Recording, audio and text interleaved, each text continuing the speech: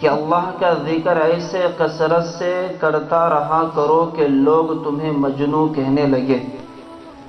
دوسرے حدیث میں ہے اللہ کا ذکر ایسے کرو کہ منافق لوگ تمہیں دیکھے تو وہ ریاکار کہنے لگے۔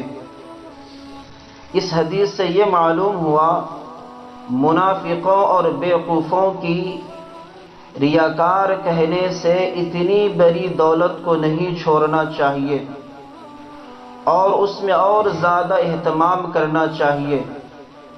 یہ لوگ تم کو پاگل سمجھ کر پیچھا چھوڑ دیں گے اور مجنون تب ہی کہا جائے گا جب تم بے انتہا کثرت سے اللہ کا ذکر کرو گے،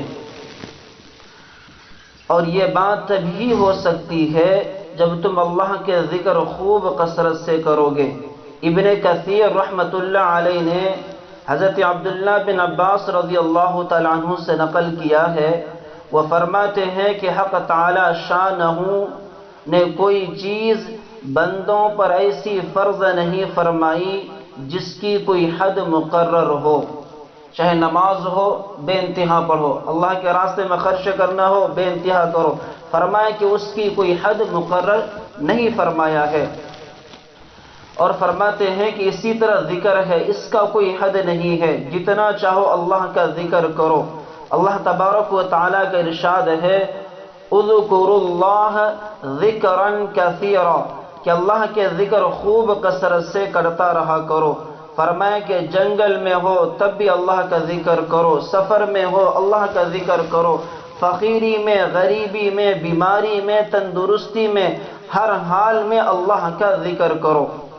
حافظ ابن حجر رحمۃ اللہ علیہ نے فرماتے ہیں کہ عثمان غنی رضی اللہ تعالیٰ عنہ نے 7 چیزوں کو ایسے بیان فرمایا کہ ایک سونے کے تختی پر وہ الفاظ لکھا ہوا تھا جس کا ترجمہ یہ ہے کہ مجھے تعجب ہے اس شخص پر جو موت کو جانتا ہو پھر بھی ہنستے ہیں۔ دوسرا فرمایا مجھے تعجب ہے اس شخص پر جو یہ جانتا ہے کہ دنیا آخر ایک دن ختم ہونے والی ہے پھر بھی دنیا کی طرف رغبت ہے۔ پھر فرمایا مجھے تعجب ہے اس شخص پر جو یہ جانتا ہے کہ ہر چیز مقدر میں ہے پھر کسی چیز کے جانے پر افسوس کرے۔ مجھے تعجب ہے اس شخص پر جس کو آخرت کا حساب کا یقین ہو پھر بھی مال جمع کرے۔ پھر فرمایا کہ مجھے تعجب ہے اس شخص پر جس کو جہنم کی آگ کا علم ہے پھر بھی وہ گناہ کرے۔ مجھے تعجب ہے اس شخص پر جو اللہ کو جانتا ہو پھر بھی کسی اور کا ذکر کرے۔ فرمایا مجھے تعجب ہے اس شخص پر جس کو جنت کی خبر ہے کہ اللہ تعالیٰ نے مومنوں کے لیے جنت کے اندر راحت و سکون رکھا ہے پھر وہ دنیا کے اندر میں راحت کو تلاش کرے۔ بعض نسخوں میں یہ بھی لکھا ہے کہ مجھے تعجب ہے اس شخص پر جو شیطان کو اپنا دشمن سمجھے پھر اس کی اطاعت کرے۔ انسان شیطان کو اپنا دشمن سمجھتا ہے پھر بھی اس کی اطاعت کر رہا ہے۔ اللہ کی نافرمانی کرنا یہ شیطان کی اطاعت کرنا جیسا ہے، نماز کو چھوڑنا یہ شیطان کی اطاعت کرنا جیسا ہے۔ اسی طرح حضرت جابر رضی اللہ تعالیٰ عنہ حضور اقدس صلی اللہ علیہ وسلم کا ارشاد نقل کیا ہے کہ جبرائیل علیہ السلام مجھے اللہ کے ذکر کا اتنا تاکید کرتا کہ مجھے گمان ہونے لگا بغیر ذکر کے کوئی چیز نفع نہیں دے گی۔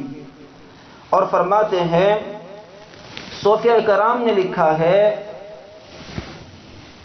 کہ شیطان کا ایک دھوکہ یہ ہوتا ہے کہ اول ذکر کرنے والے کے دل میں یہ بات کی خیال آتی ہے کہ لوگ مجھے کیا کہیں گے۔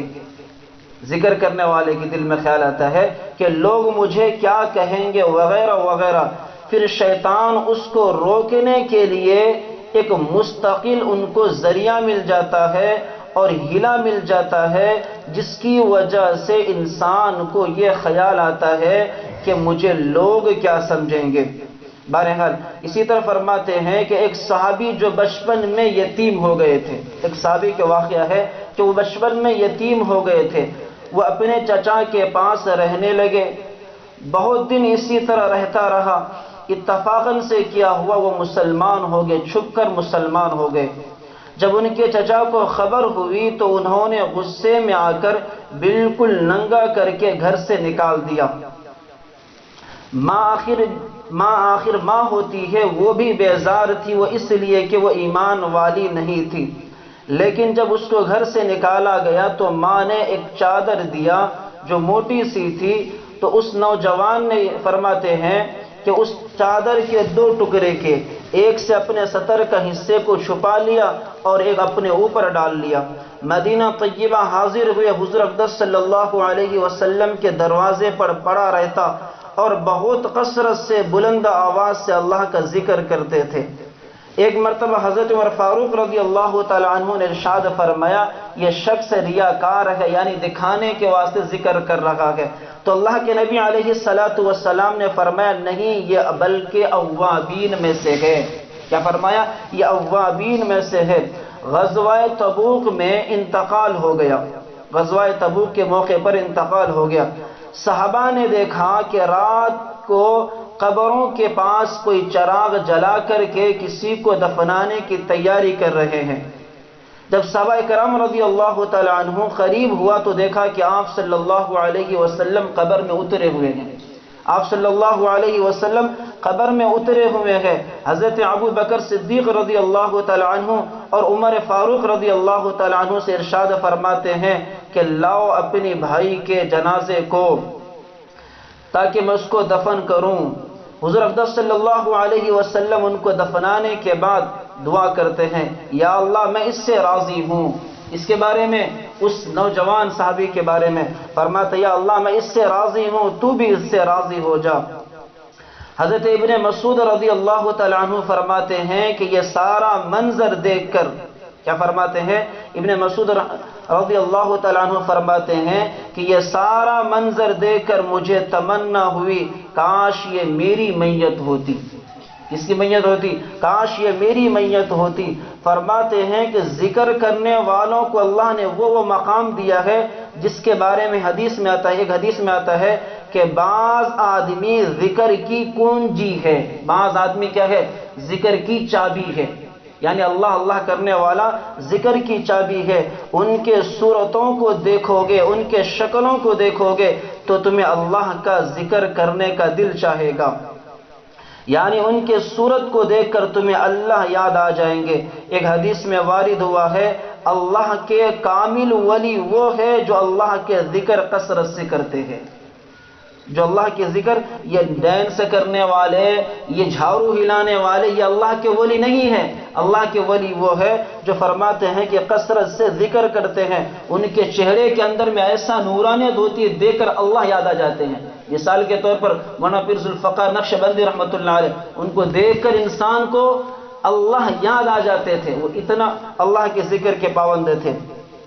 ایک حدیث میں آتا ہے کہ بہترین لوگ تم میں سے وہ ہے جس کو دیکھ کر اللہ یاد آ جائے۔ ایک حدیث میں ہے کہ ذکر اللہ کی ایسی کثرت سے کرا کرو کہ لوگ تمہیں مجنون کہے، ریاکار کہے۔ ریاکار کے مطلب یہ دکھانے کے واسطے ذکر کر رہا ہے، مجنون کے مطلب تو یہ پاگل سمجھنے لگے۔ فرماتے ہیں پھر بھی اللہ کے ذکر سے غافل نہیں ہونا۔ اسی طرح ایک حدیث کے اندر میں آتا ہے کہ ذکر کرنے کی کوئی حد نہیں ہے، ہاں ہماری عبادات سے کسی کو تکلیف نہ ہو۔ مثال کے طور میں گھر میں ذکر کرو، لیکن اگر کوئی آرام فرما رہے ہیں تو آہستہ آواز سے، اللہ کے گھر میں آ جاؤ، کوئی نہیں ہے، زور سے ذکر کرو، کیوں؟ کوئی سننے والے نہیں ہے، کسی کو تکلیف نہیں ہو رہا ہے۔ بہرحال ہم سب اللہ تبارک و تعالیٰ سے یہ دعا کرے کہ اللہ رب العزت ہمیں اور آپ کو ان سب باتوں پر عمل کرنے کی